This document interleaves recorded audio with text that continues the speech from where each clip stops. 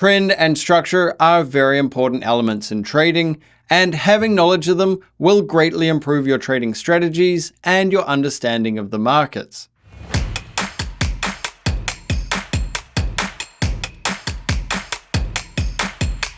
When the market is repeatedly moving in one direction, it is referred to as being in trend.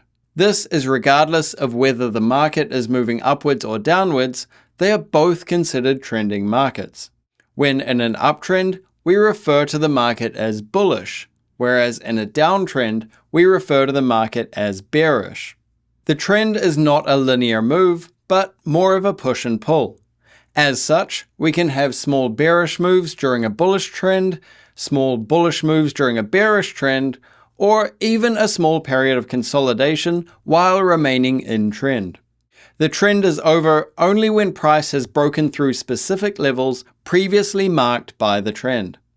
To define the market as being in an uptrend, or being bullish, the market needs to be making higher highs and higher lows. The trend remains valid as long as it continues making higher highs and higher lows. Our new higher low will be defined once price breaks the most recent higher high. And we will only consider the trend broken when the price closes below the most recent higher low.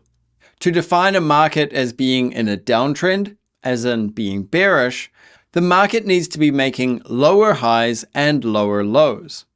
The trend remains valid as long as it continues making lower highs and lower lows. Our new lower high will be defined once price breaks the most recent lower low. We will only consider the trend broken when the price closes above the most recent lower high.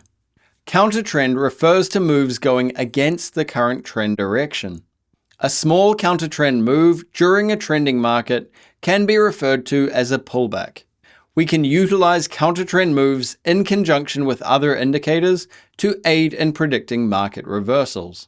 If the countertrend move remains within the most recent structure point, the overall market still remains in trend.